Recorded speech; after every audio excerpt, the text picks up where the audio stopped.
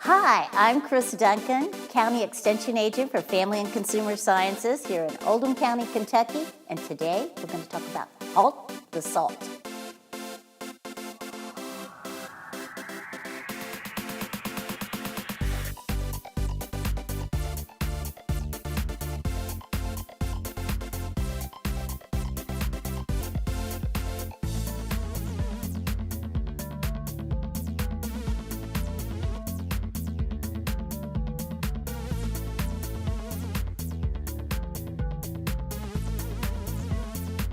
Before salt was so readily available, it was once called white gold. It was so valuable that even Roman soldiers were paid with it. But now, sodium is readily available to us. It's an important mineral to the body. It helps body fluids keep in balance, and it helps us absorb certain minerals. It also aids in muscular performance and sends nerve messages. However, too much of salt can be a very bad thing. To begin with, sodium is actually an essential nutrient. The body cannot make this nutrient, and it must be provided by the food we eat in order to maintain good health. Salt is a chemical compound, which is sodium chloride. A teaspoon of salt contains about 40% sodium and 60% chlorine by weight.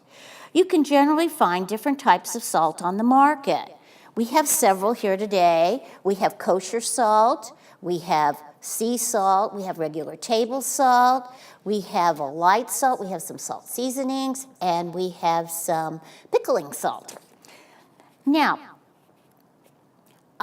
salt for adults needs to be under a certain amount. Now, according to the 2015 Dietary Guidelines for Americans, it suggests that we limit our salt. Most Americans consume an alarming 3,300 milligrams of sodium per day. That's a lot of salt.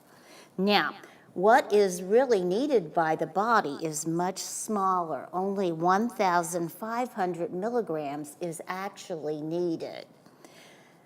So more than 90% of the salt we eat comes from our processed food and prepared meals in restaurants or in dining halls, not from the salt we sprinkle on our food. Ionized salt, sea salt, kosher salt, what should you choose? Well, we have several suggestions. Now, many associate sea salt with being a healthy alternative to regular table salt. However, sodium content is about the same. The salt is harvested from seawater and generally contains more minerals in addition to sodium chloride.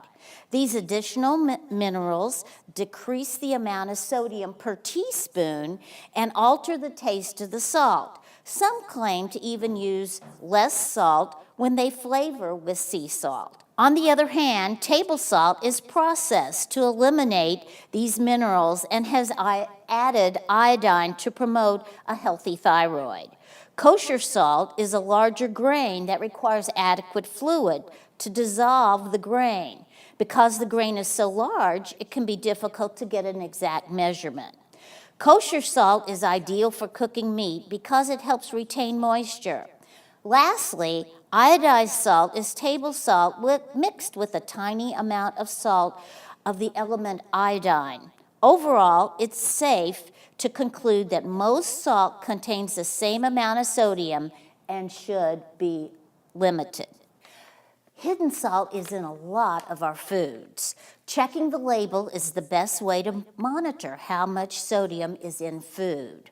When buying packaged food, it's best to choose foods that are sodium-free or low sodium. Low sodium means 130 milligrams. All right, let's start at some of our soups. Some of our soups have readily on the label, you don't even have to look at the label anymore. You can look at the front of the label. This happens to have 480 milligrams. Then here's a popular tomato bisque, one of my favorite. And this has the alarming amount of sodium, which is 870 milligrams. And then a lot of children love their double noodle soup, and it has on the label, it has, I have to check it here, it has 790 milligrams, so that's a lot. Now, if we look at our breads and rolls, each piece can have up to 230 milligrams of sodium. What I do is I make my own sodium-free bread in the bread machine, and then cold cuts have a lot of sodium. This one happens to have 450 milligrams of sodium. Cured meats, bacon, just one slice of bacon has 180 milligrams. As far as pizza, and this one has 640 milligrams, and I believe that's for a fourth of this little pizza. The fresh chicken can have up to 800 milligrams of sodium, but you can find chicken that has not been brimed in sodium. So just check your labels. And then, as we said a few minutes ago, soup, canned vegetables, you can rinse them, but a lot of them have sodium, so nice alternatives would be fresh corn, fresh beans, or you can find frozen with no sodium added. Why reduce sodium in the diet? Recent studies for the Center of Disease Control show that 1 in 3 Americans have high blood pressure. Sodium and high blood pressure have positively correlated. High blood pressure increases a person's risk of having a heart attack, stroke, heart failure, and kidney disease. One way to reduce your sodium is with the DASH diet. The DASH diet is dietary approaches to stop hypertension, which we have shortened to DASH. We'll be demonstrating 4 recipes from this diet.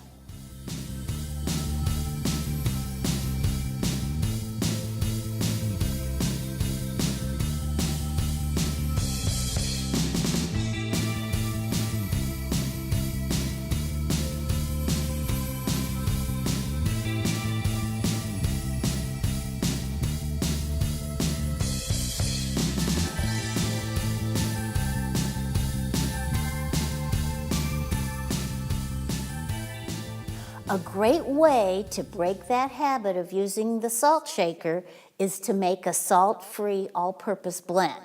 Now, these are very flexible. The first thing we're going to add is 2 tablespoons of onion powder.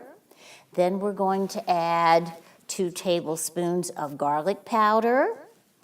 And then we have just a tablespoon of paprika. Now, I like to use the smoked paprika, but you could use regular paprika, either one. In this blend, we are using the regular. Then we have a teaspoon and a half of thyme, and then just a fourth of a teaspoon of black pepper. Now, this is really easy. You can get the kids involved with making your salt blends. Then I'll just mix it up a little bit. And then there's lots of shakers available. This is one of my favorite. I like to have something that seals in the blend. You can shake with one side or spoon it out on the other. And if you don't have a little funnel, you can make one out of just a 5x7 card or a little card, and just pour that blend in, and you have your salt-free blend, which you can use on your vegetables or meats. Or some people, I've even seen salt salad. You could even add it to a salad. So your blend will be ready to go. Just mix it around a little bit, every time you use it. And that's our salt-free all-purpose blend.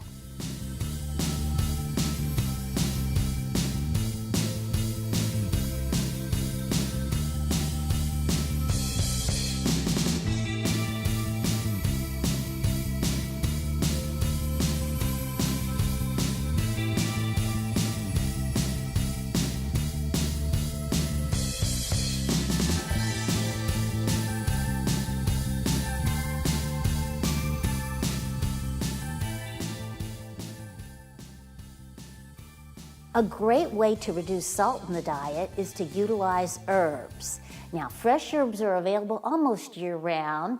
We have basil, we have some rosemary, we have some oregano. You can buy these fresh and just clip off a little bit. You can also buy partially dried, and these stay in your refrigerator, several months. And you can use these up. Then, of course, you can keep dried herbs available year-round in your pantry. Now, we're going to make an herb dip right now, and this is quite easy. We're going to use our blender. So all we need is a half a cup of skim milk. And we know that everybody over the age of 2 should be drinking skim milk. We don't need that extra fat, even though we're talking about salt today. We don't need extra fat either. So we're going to start out with a half a cup of skim milk. Then we're going to use a whole cup of low-fat cottage cheese.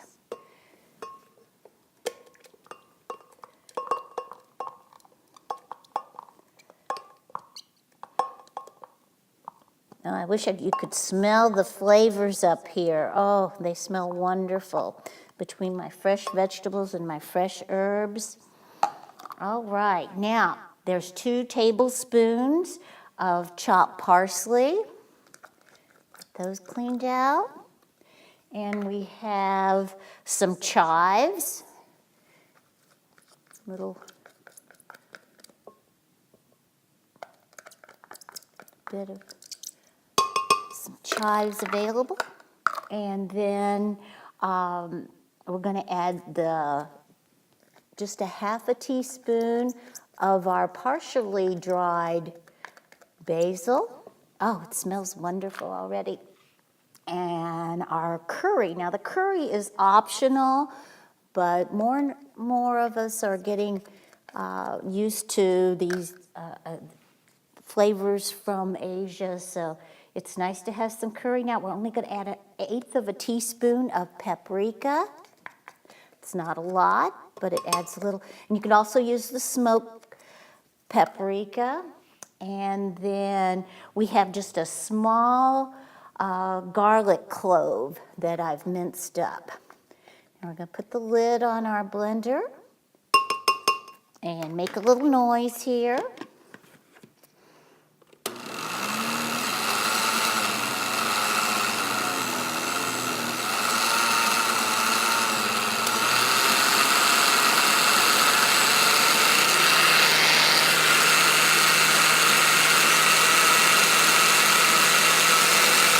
Get it good and creamy. There we go.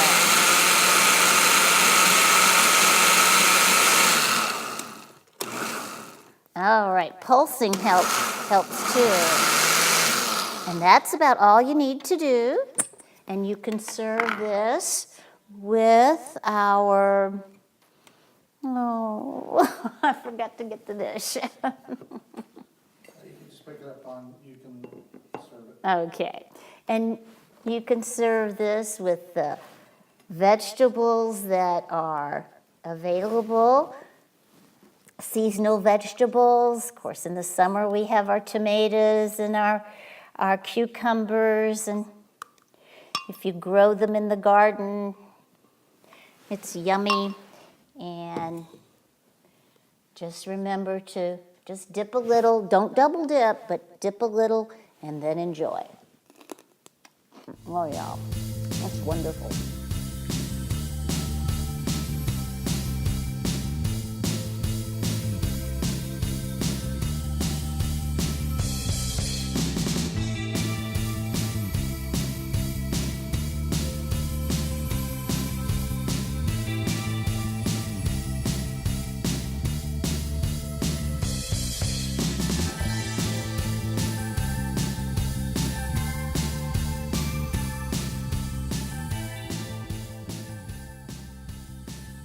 Now we know that soups have a lot of sodium.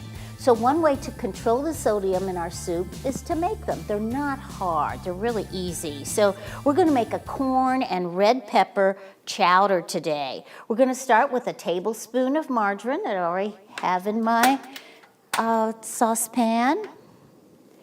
And make sure I got my burner going, not too high. And then I'm gonna add a large onion. This is a huge onion. So I chopped up another one the same size. I'm not gonna quite use the whole, all that I chopped up. We're gonna use a great amount of it, but we're not gonna use all that onion. I think we can call these extra large onions. Okay, I like onions, but we gotta have some limits. All right, so we're gonna get our onion sauteing, and then we're going to add 3 tablespoons of flour. Now we have that all ready measured out. Get our margarine. Our pan heats up quite quickly. Get our margarine melted and our onions just slightly sauteed. Oh, they smell fantastic. Nothing like the smell of fresh onions. I love to cook my onions and my celery. That's a great way to get any soup started. But this one doesn't have any celery. We're going to use our beautiful red peppers. Get this nice and melted. Okay. Get our flour. All-purpose flour is fine. And if you wanted to, you could use whole grain flour. Use your whole wheat flour. And for our gluten-free folks, you could use soy flour. Get that flour in there. This is the basis of getting your soup to have some thickening. So we cook our onion in the margarine, and we add our flour. Now we're ready to add our broth. Now, finding unsalted broth is a little bit hard, but you can find it. And actually, instead of broth, you could use chicken stock. This is salt-free or unsalted chicken stock that I'm using. And it only has 130 milligrams of sodium, and that is considered low salt. Okay, there's no added salt. Now, we have just a minute or two to get this boiling.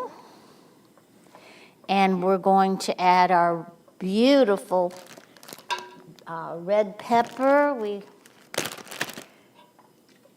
get this good and hot. Now our red pepper has been diced. And cutting a red pepper is not hard. I usually just slice it off and then pull out the core, and it's very easy to get it diced. Also, you want to make sure that you wash the peppers when you are ready to use them. Okay, get this going for just a minute. Get our red pepper in there. This is so easy. All it takes is a little bit of cayenne pepper. And if you didn't want to use cayenne pepper, you could use some black pepper. And then we'll get this boiling really good, and then we'll add our skim milk. Okay, you can see that it's bubbling, starting to bubble now. We're going to add our corn. That's 2 cups of corn. Now this time of year we're using frozen corn. Now the packages of corn have gotten a little smaller. There was just enough for 2 cups in a 10-ounce package. So if you can find, or it is hard to find 16 ounces anymore, but we'll get that going. Isn't that colorful? And then we'll get it boiling a little bit more, and then we'll be able to add our milk, and then it'll be almost time to serve. It's thickening nicely. All right. And of course, if you cover your pot, it'll cook a little bit faster. Now again, we're using skim milk, and we use skim milk to cut the fat. But if we look at our calories on this dish, we have only 134 calories. We have 3 grams of fat and only 61 milligrams of sodium. And I said earlier that low sodium is anything under 130 milligrams. So compared to a can of soup, which might have, 700 and 800 milligrams of sodium, this is really a good deal. All right, we're boiling nicely now, and we're adding our skim milk. And we're going to let that cook for just a few minutes and be ready to serve. This soup only takes 10 minutes to cook. I think we're ready. It's been boiling nicely, and we're ready to serve. Okay, if you needed to add a little bit of seasoning, you could always use your salt blend. Okay, what do you think? I think it's very attractive.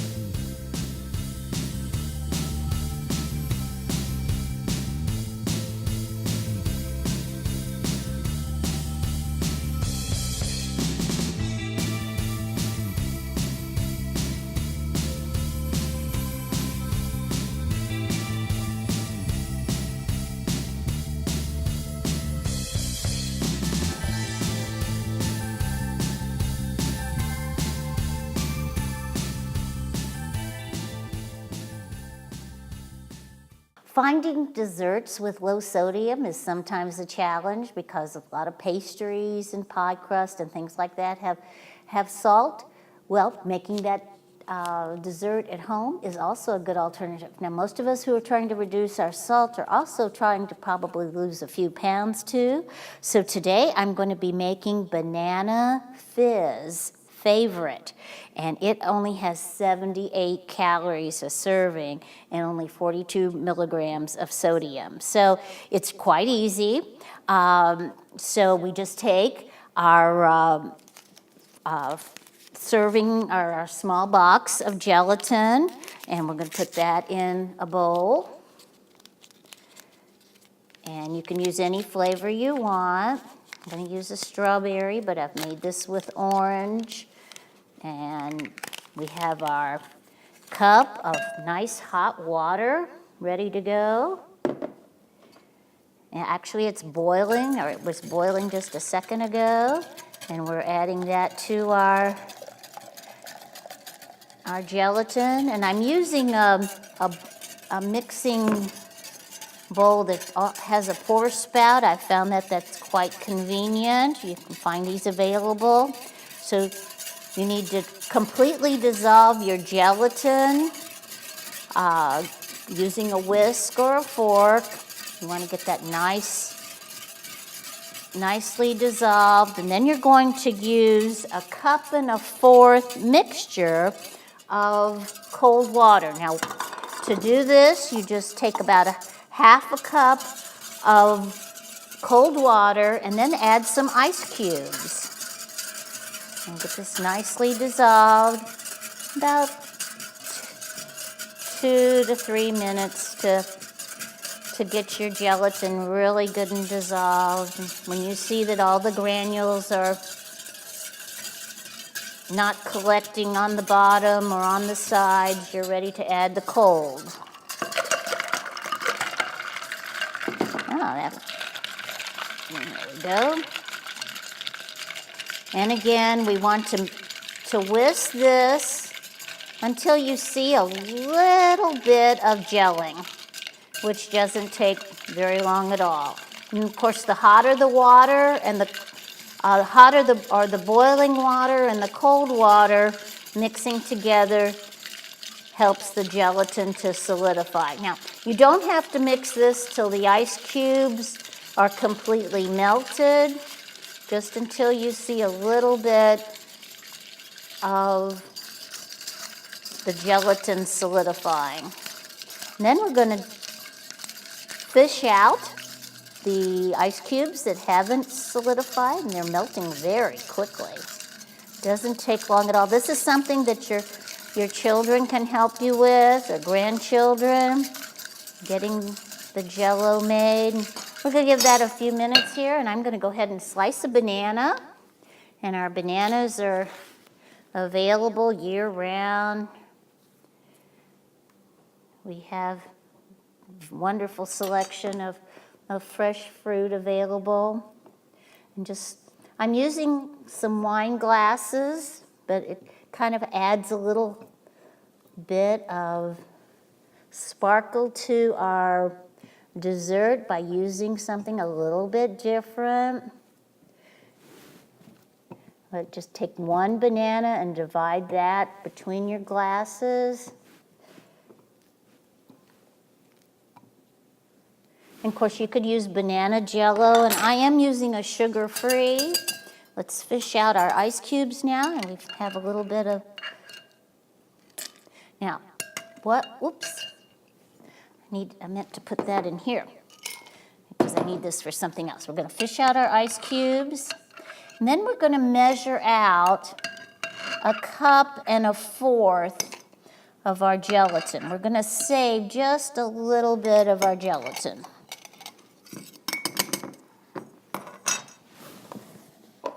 So, just 1.25 cups.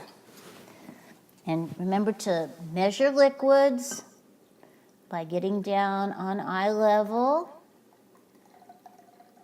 And let's see, there's a cup and about 1/4. Now, that leaves us with, about 1/2 cup left. All right, now we're going to use our electric mixer.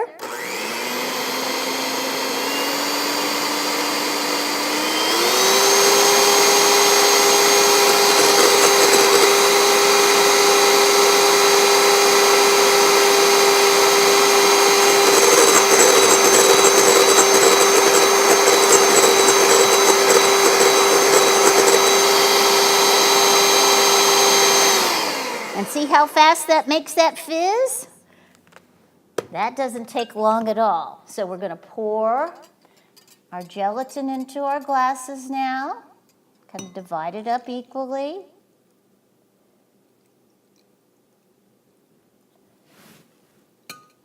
Ooh, could have used a little bit more in this one. And then add our fizz.